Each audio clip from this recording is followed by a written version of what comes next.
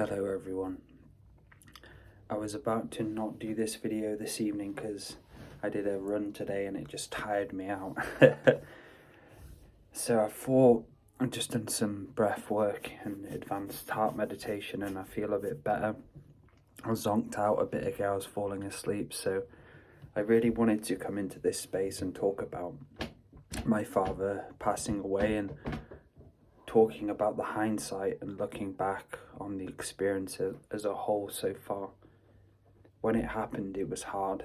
Shock, grief, despair, anger, sadness, confusion and overthinking, and always not understanding the reality because my father's not here. It was so hard. And just seeing him there and he's not there anymore in this physical, it's a real soul shock for me. So I wanted to speak a little bit about this and my understanding of it and what I've learned from it and from going forward. I had the pleasure of speaking to Andrew Bartis about my father and talking about his journey, our journey, and the soul contract aspects of everything. And for me, it was interesting to understand that all of this was a birthing contract. So it was a contract set up between me, my father, or all members of the family. We were here to experience this death, and from the womb we had spiritual contracts to go through this process of mourning, process of letting go, and process of soul growth. It's hard to understand that soul growth, that a death can be soul growth, but it can. And for me, it was letting go of him. It's been so hard, and it's something which I've had to learn to do, because for him to go forward, for me to go forward, for everyone to go forward, there has to be the letting go process. And it's been easier a bit lately with it all, and I've been mourning in my different way, my family have been mourning in their different ways. But for me, it's knowing that he's not here anymore, and that was the plan.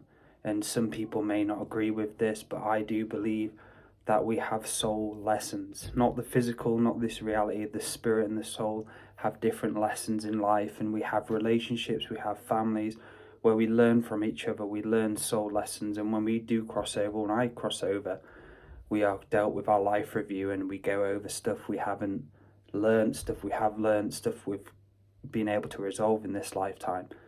So looking at my father's death from a soul lesson perspective is a different understanding, and it's something I've spoken about with my mother about it, and I spoke about with Andrew Bartis when we talked about it, knowing that this was a contract and we knew when we were born here we were going to experience this death, and we were going to learn from the death and hopefully let go of the death properly and mourn the right way.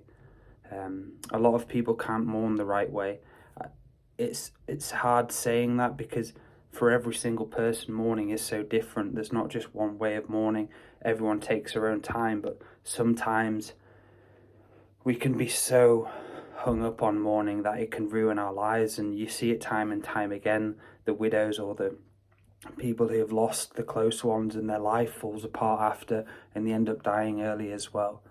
So looking at that and the growth, how am I going to grow? How is my dad going to go forward? Because I know he's safe, I know he's still there.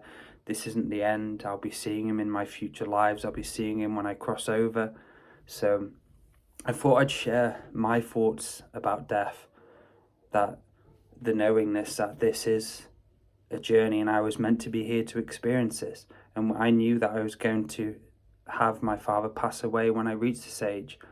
And I have to go through this experience of letting him go the right way, mourning him the right way. I'll be doing another fire ceremony at some point with my mum. She'll be joining me. Probably get one of my friends to facilitate doing some music and some drumming. And we're going to do a second funeral for him so we can let go of him more.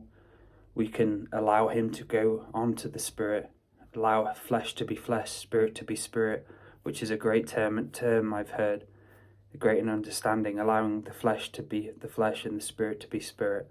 And it's hard, it's so hard, and it'll take time, but for me, I'm going to live in honor of him.